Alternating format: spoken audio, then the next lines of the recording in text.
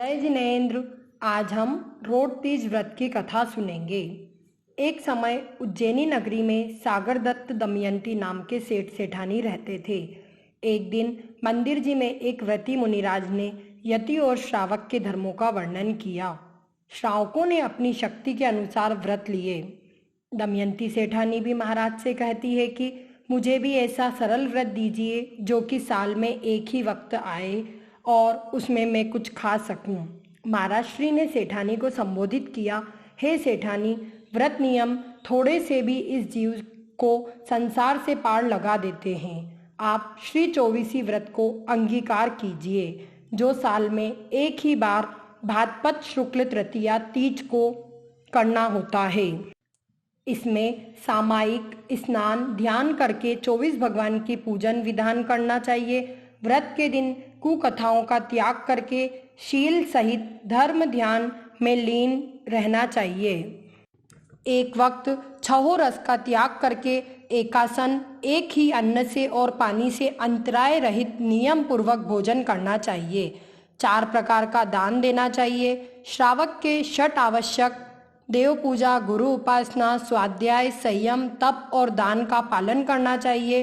इस प्रकार दमयंती 24वीं व्रत धारण करके अपने घर लौट आई।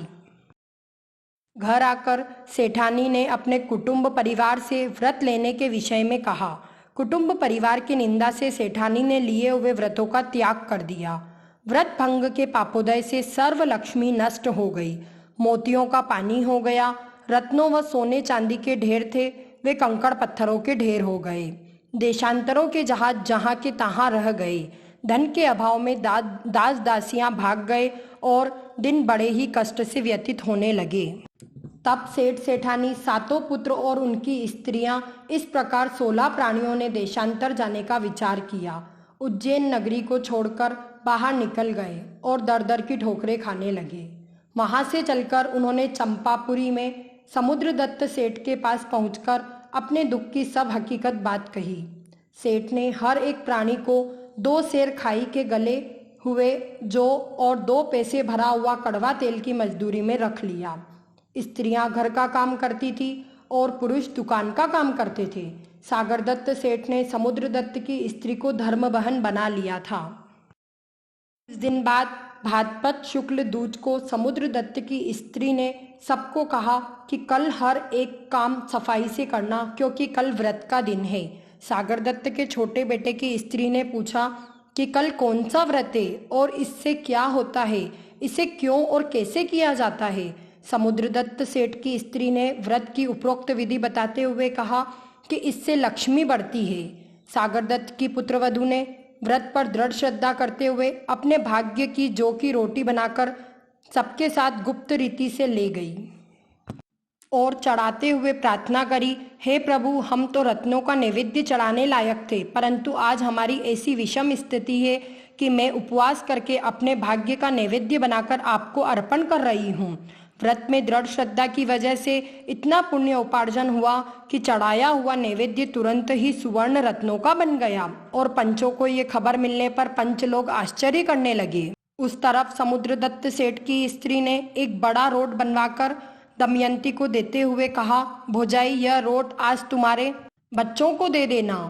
दमयंती ने पूछा कि ननद जी, आज यह कौन सा त्योहार है कि आज उत्सव मनाया जा रहा है। तब दमयंती को पता चला कि आज 24वीं व्रत अर्थात रोट तीज व्रत है। दमयंती को मुनिराज के दिए हुए व्रत की याद आने से उसे भंग कर छोड़ देने से भारी पश्चाताप हुआ और यह भी ज्ञात हुआ कि इस व्रत के भंग से दोष से हमारी ऐसी स्थिति हो गई है।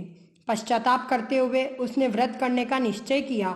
व्रत पर श्रद्धा होने से और भूल का पश्चाताप होने से पुण्य का उदय हुआ, जिसके प्रभाव से हाथ में आया हुआ रोट तुरंत ही सुवर्ण रत्नों का बन गया।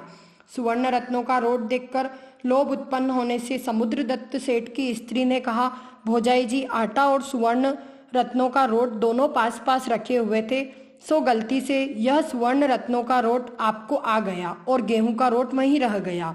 यह सुवर्ण रत्न का रोट मुझे वापस दे दो। गेहूं का रोट मैं तुम्हारे लिए अभी लाती हूँ। यह रोट समुद्रदत्त की स्त्री के हाथ से जाते ही गेहूं का बन गया। और समुद्रदत्त की स्त्री कहने लगी, दमयंती भौजाई, अब तुम्हारे पुण्य का उदय आ गया है, जिससे तुम्हारे हाथ में आते ही गेहूं का रोट भी सुवर्ण रोट बन गया। उसके बाद सागरदत्त दमयंती वहां से अपने देश उज्जैनी को वापस आ गए। जो लक्ष्मी पहले नष्ट हो गई थी वो सब अपनी अपनी अवस्था में मिली। दास दासी नौकर चाकर सब आ गए। देशांतरों के जहाज जो जहां के तहां रुक गए थे वे सब पुण्य के प्रभाव से व्रत की दृढ़ श्रद्धा से आ गए। अतः हे जीव, इस 24वीं व्रत अर्थात रोट तीज व्रत को हमें दृढ़ श्रद्धा से करना चाहिए और इसकी कथा वाचन सुनना तथा अनुमोदना करना चाहिए। व्रत भंग को महादोष समझकर हर एक को, चाहे कोई भी व्रत हो, पूजा दान सामायिक जरूर करना चाहिए। जय जिनेन्द्र।